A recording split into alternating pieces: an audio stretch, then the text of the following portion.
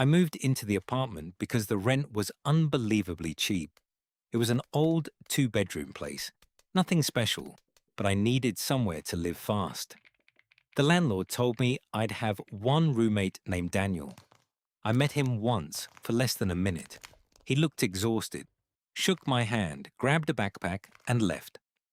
The landlord smiled and said, "Don't worry if you never see him. He works night shifts almost every day."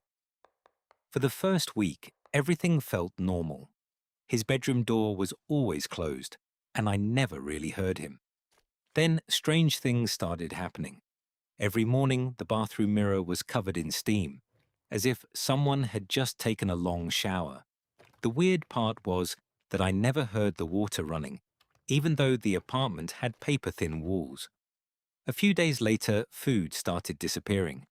A yogurt, bread, fruit. Nothing expensive, so I assumed Daniel was taking it. One Friday, I came home early and noticed his bedroom door was slightly open. I looked inside. The room was almost empty. There was only a mattress on the floor. No clothes, no furniture, no computer, nothing. That night, I asked the landlord if Daniel had moved out. He looked confused. No, he's still paying rent. That answer made me even more uncomfortable. Soon I started hearing slow footsteps outside my bedroom every night around 3 in the morning. Whenever I opened my door, the hallway was empty. One morning I found wet footprints on the kitchen floor, bare footprints. They led directly to my bedroom door, but there were no footprints leading away. I took pictures because I knew nobody would believe me. Finally, I texted Daniel. "Hey, random question. Were you home last night?" He replied almost immediately. "No, I've been out of town since Tuesday." I read the message 3 times. If Daniel wasn't there, who was walking around the apartment? The next day, I bought a cheap security camera and pointed it toward the hallway. The following morning, I checked the footage. At exactly 3:12 a.m., Daniel's bedroom door slowly opened. A dark figure stepped into the hallway. The camera quality was awful, so I couldn't make out a face.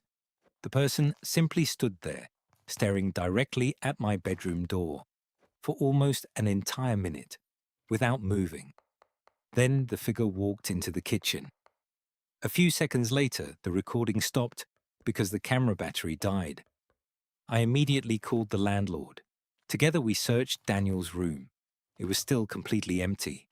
I showed him the video. That's when he admitted something. Daniel had actually moved to another city months ago. He was only paying the remaining rent until his lease officially ended. I felt my stomach drop. If Daniel hadn't lived there for months, who had walked out of his bedroom? I packed a bag and left the apartment that evening. The landlord changed every lock the next day. A locksmith discovered fresh scratches around the back entrance, suggesting someone had been breaking in without a key. The police searched the building but never found anyone. About a week later, another tenant told me a rumor. For months, a homeless man had secretly been living somewhere inside the building.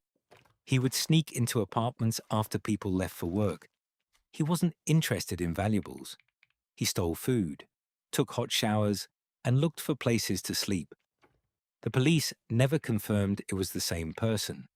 But after the locks were changed, the footsteps stopped. The food stopped disappearing. The bathroom mirror stayed dry. I never moved back into that apartment. Even today, one question still haunts me. If that stranger only wanted food and shelter, why did he spend almost a full minute every single night, standing silently outside my bedroom door? If you enjoyed this story, don't forget to subscribe for more creepy Reddit stories.